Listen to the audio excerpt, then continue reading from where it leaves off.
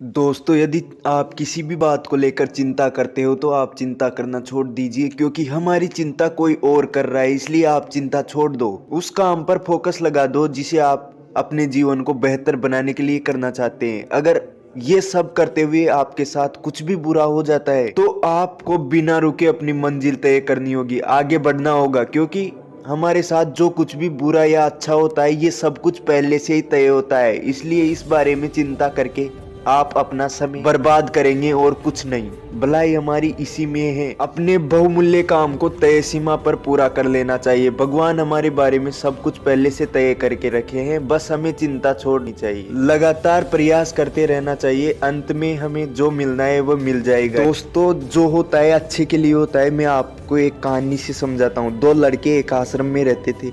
वे दोनों अपने गुरु की दिन रात सेवा करते थे। उन दोनों लड़कों में से एक लड़के की बहन की शादी हो गई थी। वह अपनी बहन की शादी की तैयारी बहुत धूमधाम से करना चाहता था, पर उसके पास पैसे नहीं थे।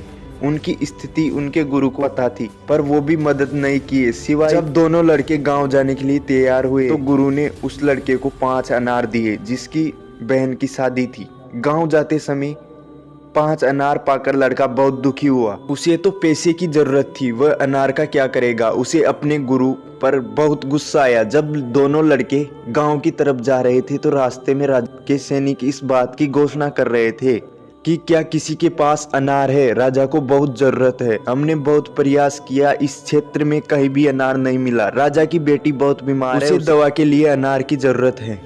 दोनों लड़कों ने सोचा हमें अनार की कोई जरूरत नहीं, ये अनार हम राजा को दे देंगे और उनकी बेटी का इलाज हो जाएगा। दोनों लड़कों ने अनार होने की बात सैनिक को बताई। सैनिक उन दोनों लड़कों को राजा के पास ले गया और लड़कों ने अनार राजा को दे दिया। राजा ने उन्हें इसके लिए बहुत सारा इनाम दिया, पैसा, जवाहरात और बहुत कुछ दिया।